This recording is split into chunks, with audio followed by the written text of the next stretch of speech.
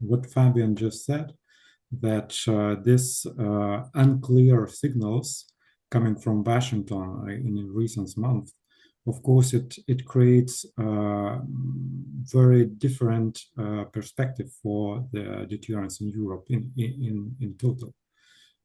For decades, there was little doubt if any nuclear-armed state attacked a NATO member, the US would respond, including with nuclear force if necessary.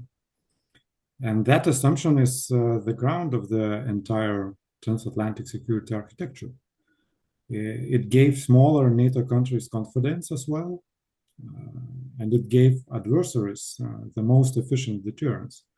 Actually, only the United States currently possess credible second strike capabilities, and therefore, even Russians with the most extant nuclear arsenal don't want to mess up with Americans. But now under the second Trump administration, this foundation is no longer taken for granted. When senior voices in Washington, like Pete Hegseth or J.D. Vance, question the very idea of assured US engagement in Europe defense, it raises doubts. And doubts not just in Berlin or Paris or Vilnius, but in Moscow too. So let's be clear, these doubts don't just affect conventional military planning, what we are talking about the most right now, about how to energize European military industry, how to increase defense spending, and so on. It is not only about Europe's capabilities to defend itself from potential Russian aggression. They go to the core of NATO's nuclear credibility. And in recent months, the Trump team has suggested that United States troops may not stay in Europe forever. And that triggers anxiety among European allies, because if conventional presence, American presence, is questioned, nuclear commitment may be next. And there is a lot of speculations what kind of US presence in Europe could look like in the future. And I think that this of course affects the perception of nuclear deterrence as well. And unlike conventional deployments, nuclear deterrence depends heavily on perception. If allies or adversaries start to doubt US resolve, the deterrent effect begins to erode. So this leads us to a very difficult but necessary set of questions, I think. Can European NATO members still fully rely on US extended deterrence, as we used to be? As Fabian said that, you know, for long decades, it was not a question, it was taken for granted. And the second question is, would Washington be ready to act decisively if nuclear threats escalate? So these aren't just theoretical questions. They shape defense spending, they shape military planning, and the future of arms control in Europe. So just to conclude my introduction, I would like to stress that NATO nuclear deterrence, of course, is not an isolated policy. It deeply connects. It is deeply connected with the overall transatlantic security relationship. If US commitment becomes conditional or uncertain, the entire framework becomes fragile. That's why today's debates are not just about posture or capability. They are about trust, of course. And trust is the real currency of deterrence. So that's why European leadership is talking about the need to have a plan B, a kind of possibility to create a second tier or kind of autonomous European nuclear deterrence that could be based on French or British nuclear weapons. Because Europeans understand Without credible nuclear assurance, there is no credible deterrence in full extent. And without credible deterrence, peace in Europe becomes much harder to sustain. That's what it from my side as for such a introductory remarks to start the discussion. Thank you very much. You both put a lot of focus on the current U.S. administration. It is no surprise, but we also heard from the official statements, for example, from State Secretary Marco Rubio, that the U.S. is still committed to NATO, that they would like to see NATO more stronger. Obviously, we have some other camps in the administration that are more hawkish or anti-European, let's say like that. And do you think that the damage that has been done, is it going to be lasting to the credibility, to the idea of transatlantic unity? Is it going to be more than a few months? Is it going to be more than one administration period? What do you think? Yeah, I mean, first, is it only going to be one administration? This administration just started, so even if it's only this administration, it's still for a fairly long time. We're still in for roughly 3.5 to 4 years of this type of policy making and this type of attitude towards Europe.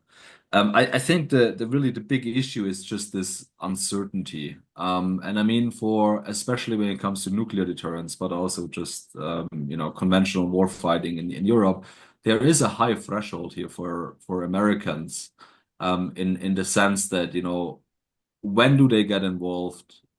Do they want to get involved in the first place? And obviously, when we get to talking about the nuclear domain, the old age question whether the United States is willing to trade an American city for a European one, whether it's Hamburg for New York or whether it's Philadelphia for Tallinn or whatnot, right?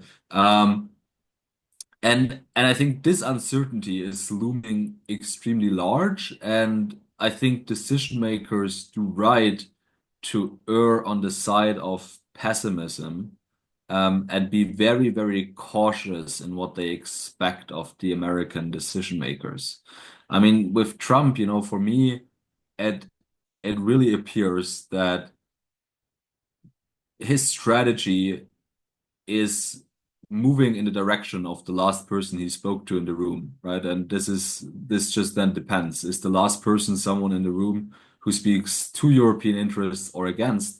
And if you just had someone travel to DC to talk to him one-to-one, then that's fairly all right.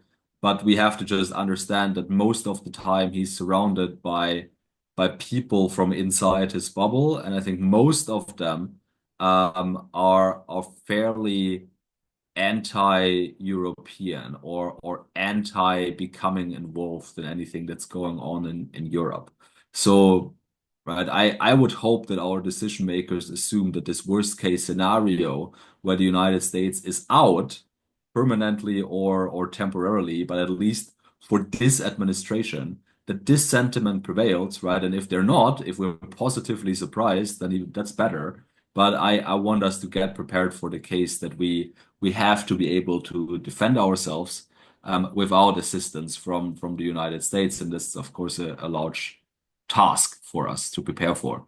And to Marco Rubio, right, like final comment here. I mean, that's a very Secretary of State type statement. I wouldn't read too much into that. And there's pretty much nothing really he can say other than what he mentioned there.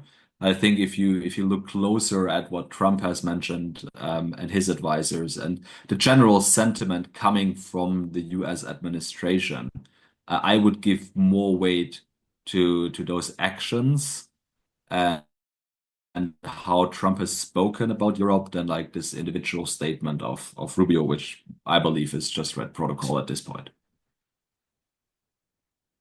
Thomas, do you have any reactions? Yeah, maybe short one. I think that this Trump administration, of course, makes some waves and creates some shocks for Europeans, but in general, only makes something faster and more swiftly than it would be under any other president. And we have to face the reality that Americans are trying to shift their attention from Europe to other regions. And of course, first of all, to China, how to deter China. And Russia is the secondary objective, or even the third one, or whatever. So the very trend that Europeans should take care of themselves in the defense sense, it's already prevailing among American elite, not only Republicans, but Democrats as well. So the methods, of course, is quite different, but this shock that Trump administration created to Europeans, I think, is just a kind of signal of a much broader trend, which already began maybe not only during the first term of Trump, but even earlier.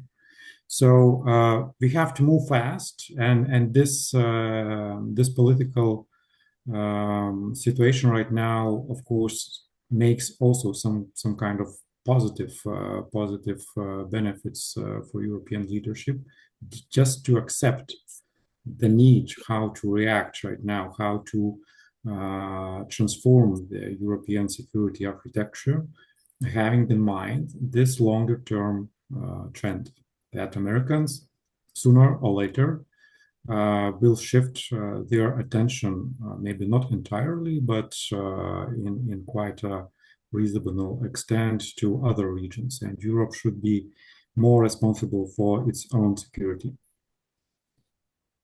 So how do you assess the current European and, to be more specific, French initiatives to provide this a European nuclear umbrella to EU and NATO countries? Is it a viable option that could potentially replace American umbrella, or is it more talk rather than action? I mean, so I think this is what I mentioned earlier in my first comment. I think, there's something we can do. What I don't think we can do is replace what the Americans are leaving with one-to-one. So the umbrella that European nuclear weapon states will extend over their allies will look very differently from the one that the United States is currently extending in its shape and form and function. And then there's a question, right, whether this can be credible enough to reassure European allies. And I think this really depends on the design. But if you look at what the American nuclear umbrella is and what it's doing, and this pretty much relates to its large size and capability, simply this damage limitation capability that the Americans bring to the European continent with their nuclear arsenal, that's not necessarily postured for a first strike, but they're definitely capable of implementing one if necessary, right? A damage limitation strike on Russian nuclear capabilities. That's something that the European states, for example, right, just one of the functions, that they will not be able to replace, right? Because neither France or the United Kingdom really have the budget to grow and adapt their arsenal in that direction. I also don't believe there's really the political will to do that. So there need to be other measures, right? And I mean, this could be forward deployment of nuclear weapon states to other European states. I don't think forward deploying French nuclear weapons to Germany will do a lot. I think if such measures are taken, if they really and seriously are supposed to contribute to European nuclear deterrence, I think, same as during the Cold War, they have to be forward deployed to the frontline states. So that means the Baltics, that means Poland and Romania. But yeah, so I mean, that's political questions that have to be answered. So I think there is something that European states can do. There is something that European states can do to fill the gap. But it will look different from what we've had in the past. Thomas? Yes.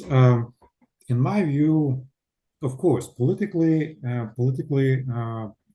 European leadership has to show something, that they at least are talking about the plan B when it comes to nuclear deterrence, that they still have the possibility to maintain this nuclear deterrence, even in the total withdrawal of American nukes from Europe, or American responsibility to deter Europe in the case of nuclear escalation. But practically, the idea of Europe establishing its own autonomous nuclear deterrent is, in my view, neither feasible nor strategically sound, at least at this time. And it would take maybe a decade at least just to become more credible with this idea. First of all, it's a huge, it's just tremendous financial burden. Developing an independent nuclear arsenal would require just huge investments. And beyond the warheads themselves, Europe would need to fund the creation of delivery systems, secure command and control infrastructure, some kind of robust early warning mechanism. So such expenditures stretching beyond British and French national systems could severely strain Europe's budget and divert resources from other critical defense needs. Of course, there is also a question of some other enablers, some kind of advanced intelligence capabilities, because effective deterrence relies on timely and accurate intelligence, signal intelligence, for example, and so on. So Europe would need to develop autonomous satellite networks and signals intelligence capabilities to monitor potential threats and ensure rapid response. Every kind of such a system, which right now depends on technical capabilities of United States, should be replaced somehow if we are talking about purely autonomous deterrence system in Europe. So, and of course, it's a question of political and strategic cohesion. Europe's strength lies in its unity, but pursuing a collective nuclear deterrence would demand, I think, unprecedented political cohesion and trust among member states. So given the diverse security perspectives across Europe right now, achieving such consensus would be very challenging. And we could speak maybe about some small-scale agreements between the biggest European countries like United Kingdom, Germany, France, Poland, and some others. But what about such NATO members which are right now quite pro-Russian, like Hungary or Slovakia? So would they also enjoy this extension of Europeans' nuclear deterrence or not? How they could contribute to this system? So there's a lot of questions how this feasibility of autonomous European nuclear deterrence could work, could be developed, could be contributed by some other participants, not only British and French. So, and I think that right now, the meaning of speaking about this kind of alternative is the political one. Because beyond this, the practical solution is so complex that I think nobody caring just to start it, just to provide very clear planning what it would require to implement in real terms this kind of strategy. So, but politically, of course, it's needed. This kind of discussion is needed, I think, because, you know, you have to be somehow positive, somehow assured, even in the case that, transformations of this transatlantic unity may fall apart. And you have to rely on something. You have to have a kind of hope that at least we can resist some threatening from a nuclear state, and we can just employ everything what we have by our own. So, and that's why the French leadership is trying also to use this opportunity to show some kind of assurance, some kind of potential to extend French nuclear deterrence across Europe, or at least across some other partners, and to show that, okay, there's still a possibility that even without American nukes, we can resist a kind of threatening from Russia, even by nuclear escalation threats. So let's move on. It's up to us how we decide to reshape this European security architecture. Fabian, I see that you would like to react to what Thomas said. Sure, I can react. Yeah, I mean, I think, European nuclear weapon states, I do believe they deploy an independent and autonomous nuclear deterrent. So I think in that sense, right, there is something independent and autonomous here in Europe already. The issue is that so far, France and the United Kingdom, they were in this very luxurious position that they could simply take their nuclear deterrent and optimize it, posture it in a way that it works for themselves and for the primary function of homeland defense or deterring any attack on the territorial integrity and the survival of France and the United Kingdom. But it didn't have to bother too much about extending that deterrent to other allies.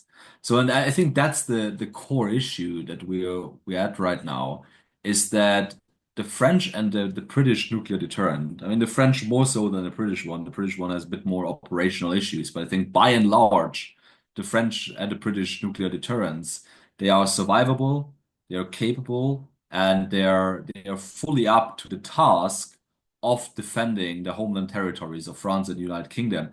But, and that's the key thing, the way they are postured right now, the way that they're built up right now, they're not optimized in any way, shape, or form for extending that deterrent in the form of umbrella over European allies. And I think I'm a bit more optimistic here than Thomas probably, because I do believe that there are options that European states could also take more or less in the short term. I mean, right, the first step would be, for example, to openly announce that you're very clearly changing your nuclear doctrine in order to extend deterrence more effectively over European allies. Right, this would, for example, be Macron stating that he is very explicitly stating that he's willing to employ nuclear weapons early on in a conflict to defend the Baltic states, for example, right, and be a lot more explicit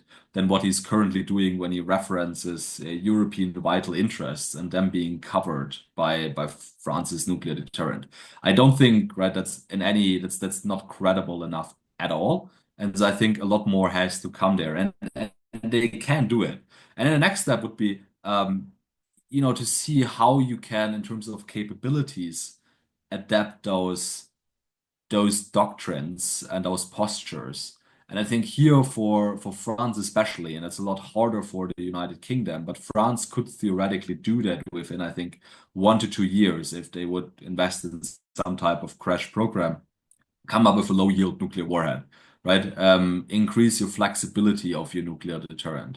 Move away from only having these large yield options that France currently has, and just invest in capabilities that make employment more flexible. Again, to drive home the point that you're willing to employ nuclear weapons early if need be, and that you have options to do so while also managing escalation in an effective way. And I don't think that would take a decade. I think that would take several years. But it would require decision makers to take very, very determined steps right now and not to wait any longer. Where I'm quite pessimistic is that I actually believe that the most likely outcome that we're going to see is that decision makers are just going to do nothing, that they're going to try to muddle through.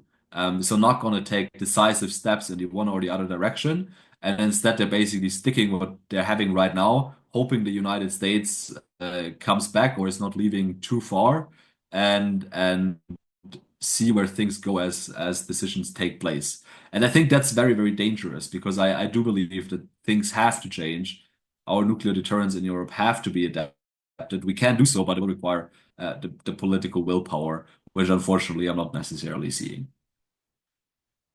But then, France would have the same dilemma that the United States has right now. Would they sacrifice Marseille for Tallinn?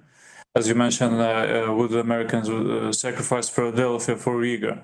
And that question for Estonians probably would be of less confidence in France rather than in the United States, at least today. Yeah, exactly. So, but then because rightfully Estonia would always be extremely skeptical, just like West Germany was during the Cold War. So then you would have to take steps, very explicit ones, to make that link clearer.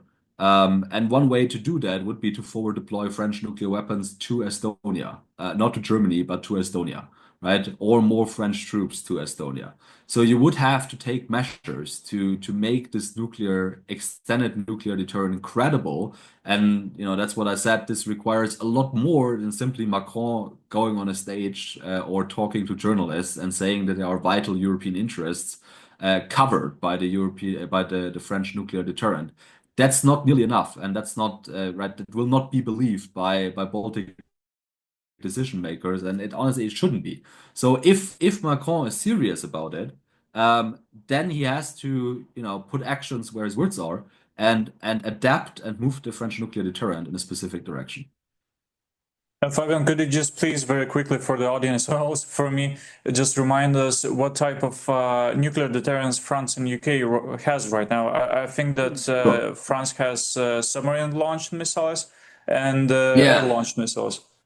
Yeah, exactly. So France, they have around 300 nuclear warheads.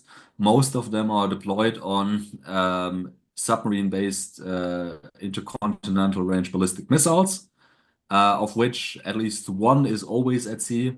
I think they're also moving right now towards having two always at sea. And then they also have an air-launched component. They have an air-launched cruise missile, the Air Sol Moyen Portée Avancée, which is a supersonic cruise missile. I think it's 600 kilometers in range, equipped with a large yield nuclear warhead.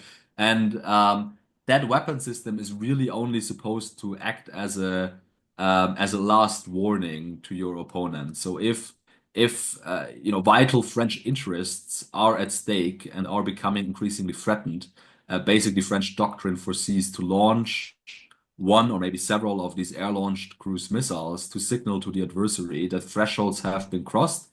And if the adversary is not stepping down right now, then large-scale strategic nuclear use will follow, which is then based on the submarine-launched ballistic missiles. So that's for France. For the United Kingdom, it's more straightforward. They only have submarine-based ballistic missiles, so SLBMs. And they have, I think, 220 strategic nuclear warheads in their arsenal. They have some issues with maintenance. I think permanently operational are only around 120, although that is, of course, classified. And yeah, the British are really struggling with even keeping one submarine permanently at sea. There are rumors that there have been phases in the last couple of years where at times no British submarine was at sea. I'm sure they probably have fixed that now, given the high priority this has right now. But yeah, so the British they're struggling a bit. They're facing challenges, but I think by and large they're also still able to deploy a fairly robust deterrent. Although if you compare the two, the French is probably more robust than the British one. Thank you so much. I would just like to remind the audience that you can write your questions in the chat box, and we'll for sure get back to those. And the very last question from my side, you mentioned UK, you mentioned France. What about Poland? They have been quite vocal about their wishes either to join nuclear sharing program, or either even to develop their own nuclear deterrence. Thomas, maybe you could start. Yes, I doubt that building a national nuclear weapon is a feasible or rational plan for Poland. Of course, such kind of discussions also illustrates a kind of new era of Poland security system and new capabilities. But developing a nuclear arsenal is extraordinarily expensive. Not just the warheads themselves, but the entire ecosystem, delivery systems, secure command structures, satellite intelligence, and anti-ballistic missile defense. So it's not enough to have a few bombs.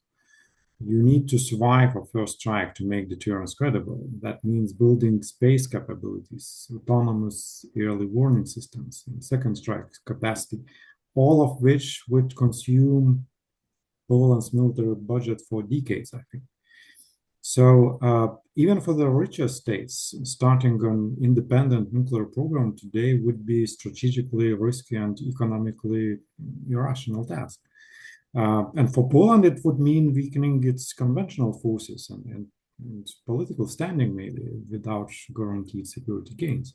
So it would be more feasible to join those discussions about extending some burden, maybe, with France or British forces, to join those discussions how Poland could contribute to the expansion of nuclear programs of France or United Kingdom, and how they could get into the process making, some kind of experience sharing, and also maybe to invest in some infrastructure inside Poland, let's say for deploying some nuclear capabilities of France or United Kingdom. That would be much more simple, much more simple task and more feasible, maybe faster to implement, and even when it comes to reputation, that would also elevate Poland's reputation without triggering some kind of response, just joining the nuclear club is also politically quite a risky task. Yeah, I mean, I always say when it comes to independent nuclear deterrence, I think if Poland, but also let's say Germany or the Nordic states, all the Baltic states, if they had a way of making magically appear a robust nuclear deterrent on their territories, I think there would be a really good argument to do that. But reality, of course, is that this is not feasible. So I fully agree with Thomas that right on a technical level, it would not be doable at all for Poland or for any other European state not currently deploying nuclear weapons to come up with the technical prerequisites, right? The fission acquisition programs, fission material acquisition programs, to come up with nuclear warheads, while also then being able to integrate them in some type of launcher system and then basing modes for that launcher systems that are survivable. So that's simply not feasible. So I think for Poland, a national nuclear deterrent, that's absolutely not doable in the short or medium term. Could be something they move towards in the long term as they build up their nuclear infrastructure over the next couple of decades, but it's definitely not something we're seeing anytime soon in the context of the war in Ukraine and outside. So that's not doable. And yeah, when it comes to extending nuclear deterrence and Poland playing a greater role in that, I think that's definitely something I see as an option. But again, that first and foremost depends on the European nuclear weapon states making that offer. So if especially France, maybe also the United Kingdom, if they take certain measures, if they offer European allies to host nuclear weapons on their territory, then Poland could absolutely do that. I mean, of the frontline states, it has by far the best infrastructure to do that. It will still require some adaptation, right? It would still want to build some bunker facilities where you store the warheads and the launcher vehicles. You want to adapt your air bases somewhat. Overall provide for more logistics capabilities specialized for that purpose, but Poland could do that very easily. But again, right, this requires the nuclear weapon states in Europe to do the first step, and then states like Poland can answer. Then, of course, there are softer measures, and that's already something I think that Poland is doing. Conventional support for nuclear missions of NATO. I think that's something they do within the American framework, and they could also do that within a purely European framework. But yeah, I think that's most likely. We have a few questions. One is for Fabian. I was messaging this idea for past weeks that Russia may be entering the new cycle of massive escalation, sort of Russian version of Linebacker 2.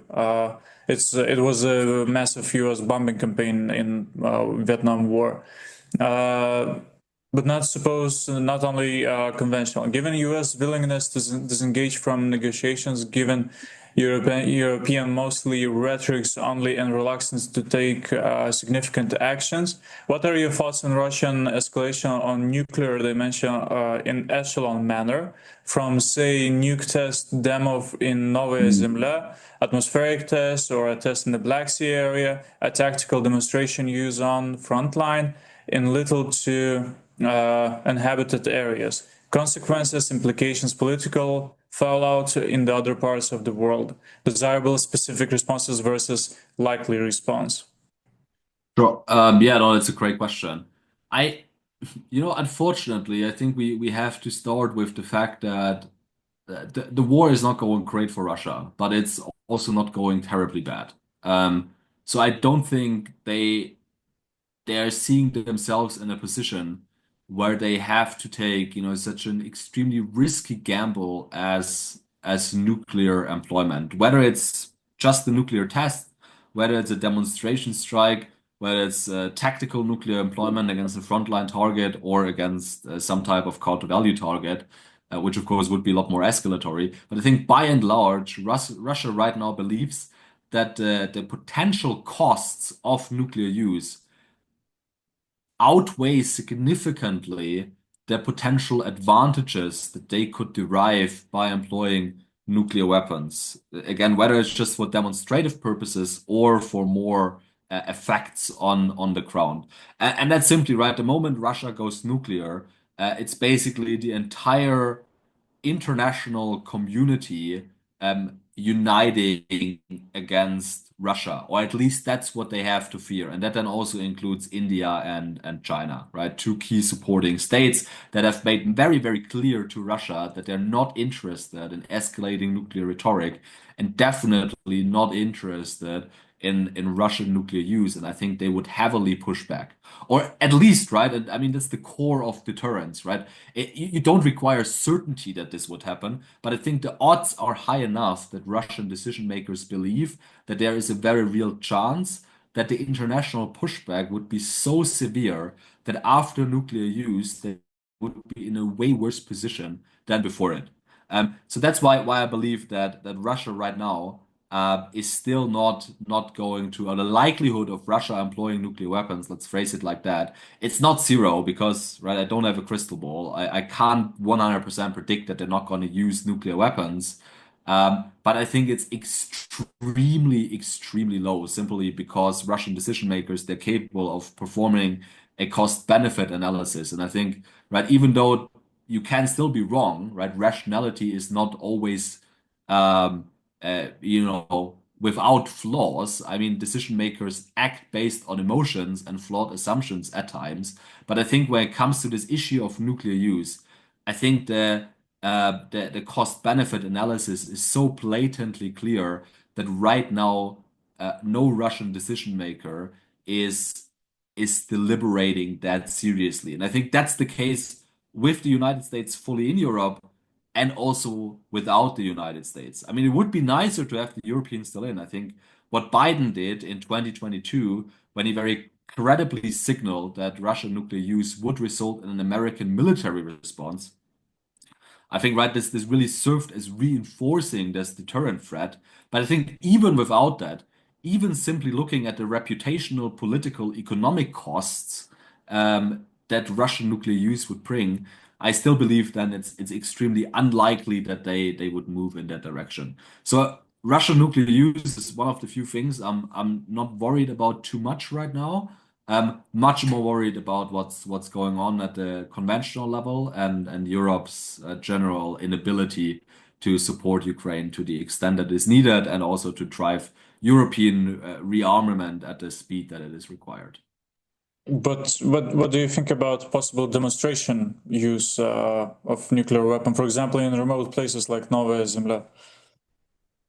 Yeah, I mean that's a test, right?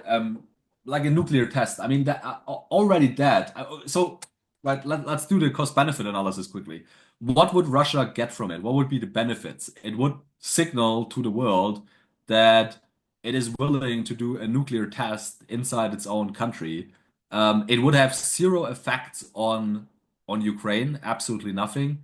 I can see it freak out some people in Europe, but I think as long as it's fully contained to Russian territory, there would be strong condemnation. But I don't think European states at this point would waver dramatically. I don't think it would result in, any kind of dramatic drop in assistance to Ukraine.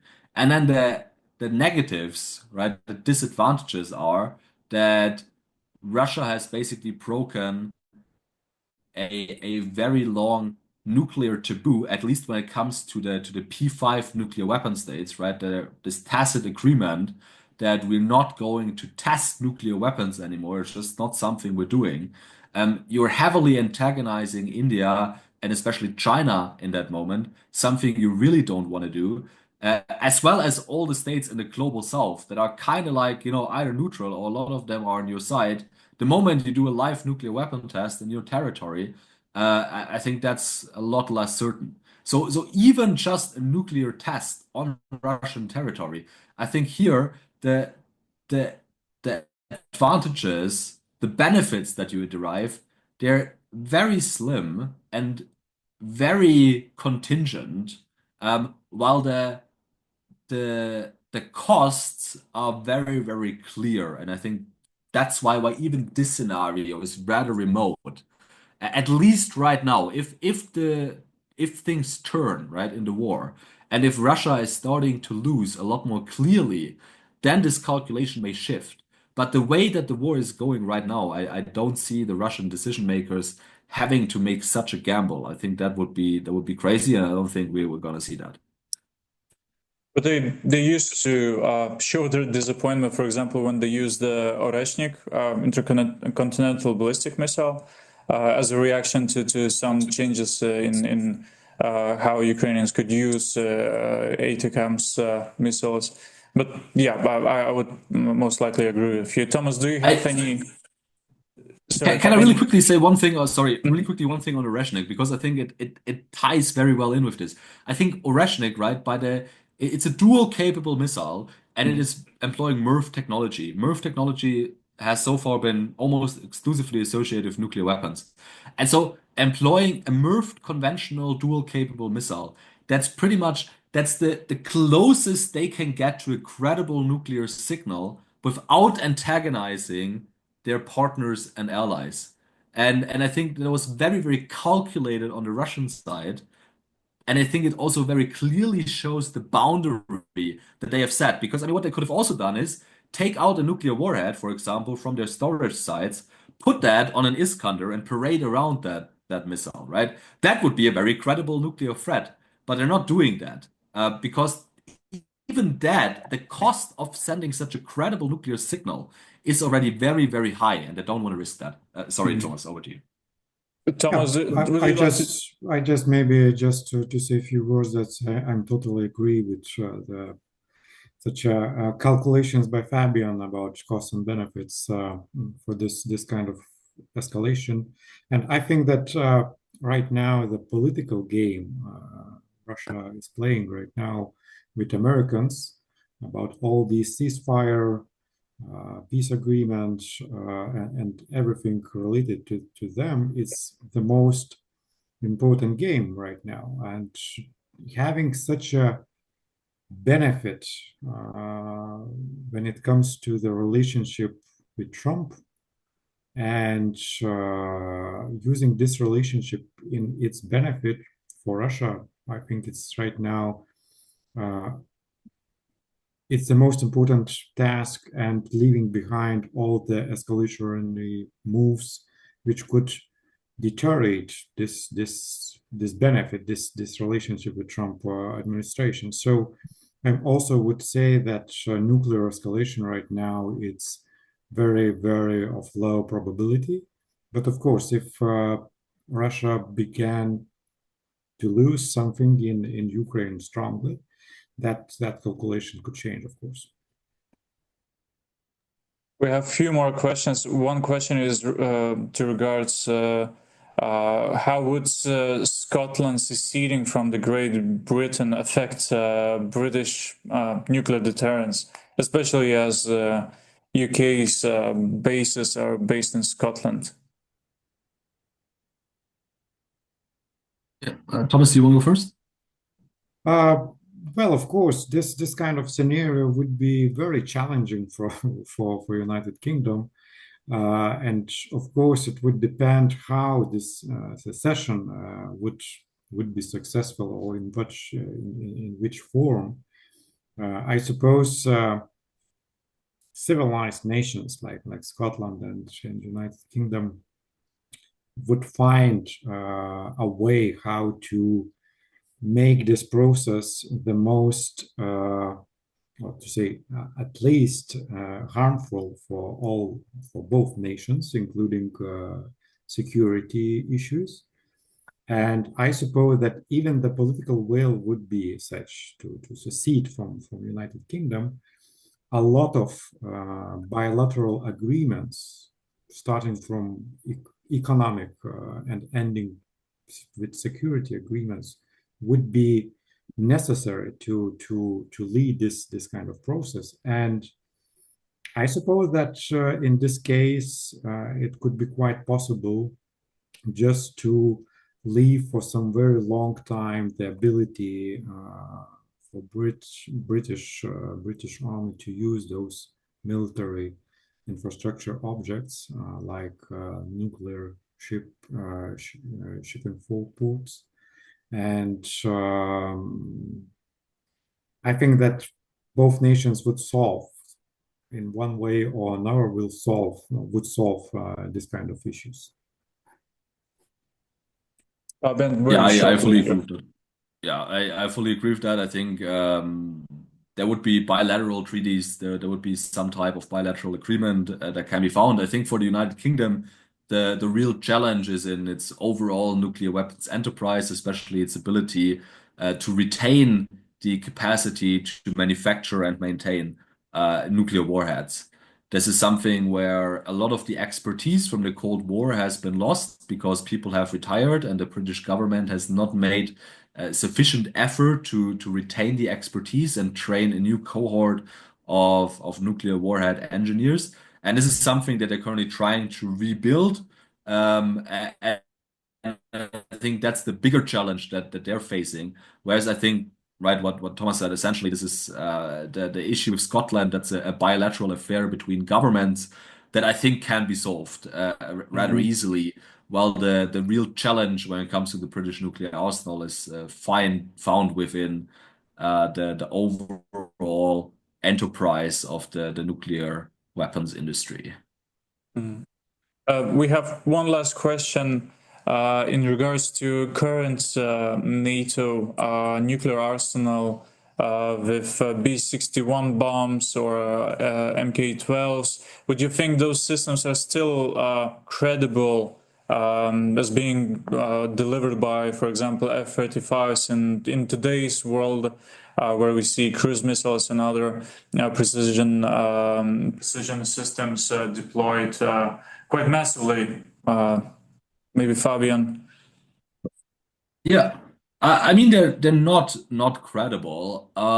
Again, it's important to keep in mind what the function is of these gravity bombs. Essentially, it's not that these weapon systems are supposed to be employed against cities deep inland or the infrastructure deep inside the home and territory of the enemy.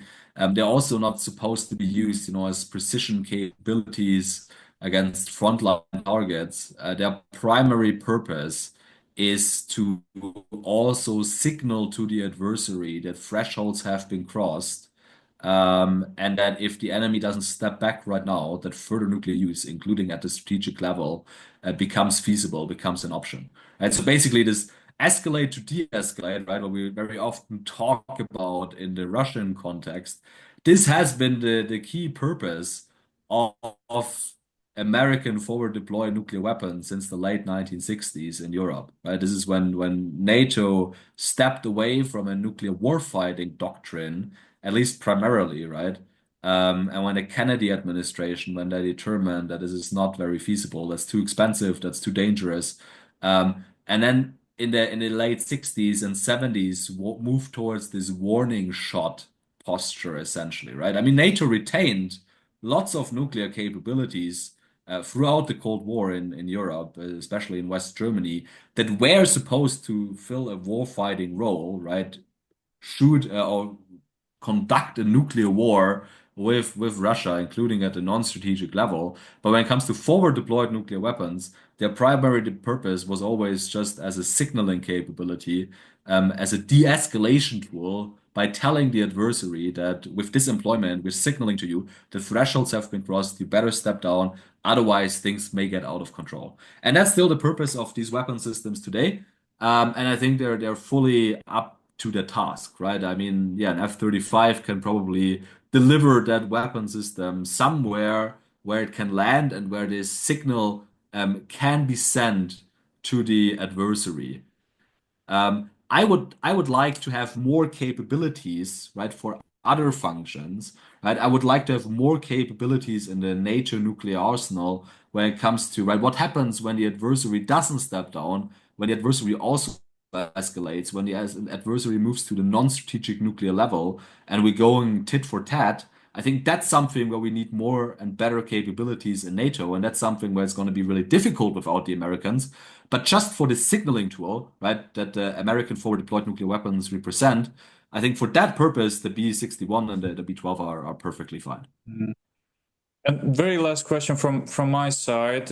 We know that the new START treaty is going to be expired early next year, I believe, in 2026. Do you see a renewal of this treaty on arms control between the US and Russia, given the current climate, the political climate? Well, I think it's totally depends on how the current political relationship between Moscow and Washington is evolving, and including the deal on Ukraine. Of course, if the situation would remain more or less stable like it is right now, I think this extension is quite possible. But if the relationship would deteriorate or just to broke out, of course, this treaty could be one of the to say damages of such kind of deteriorated relationship between Moscow and Washington. Fabian, very briefly. Yeah, very briefly. I think by and large, neither the United States nor Russia has a great interest in having to build significantly more strategic nuclear weapons. I think right, Russia is facing the opportunity cost I mean, they're very busy with investing in their conventional warfighting capabilities to keep up with their demands in Ukraine. So they're not going to have a great desire for heavily investing in growing their strategic nuclear arsenal. And then if you look at the Americans, I think there's political restraint, but they're also facing the same type of questions that anything they have to invest in more intercontinental ballistic missiles, for example, is missing at the conventional warfighting level, where they also perceive, I think, a much clearer need, for example, to build up more short and medium range ballistic missiles for conventional purposes, as well as cruise missiles, of course, to prepare for a fight against China. So I think even if the treaty lapses, I don't think we see a dramatic increase in deployed strategic nuclear weapons. Maybe the numbers fluctuate a bit more, go a bit up, but I think nothing would dramatically change. And whether there's an extension to that agreement, I think that is quite difficult to predict. I think I could totally see a moment where Trump gets off a phone call with Putin and suddenly another extension has been agreed upon. I can also see a future where just nothing happens and this thing lapses, and then we are in a world without any major nuclear arms control treaty. But again, I think it doesn't matter too much in terms of the deployed nuclear weapons that we're going to see in the next couple of years. Well, it's been a very interesting discussion. Thank you, Thomas. Thank you, Fabian. Thank you to everyone who has been listening, and see you next time. Goodbye. Thanks so much. Bye-bye.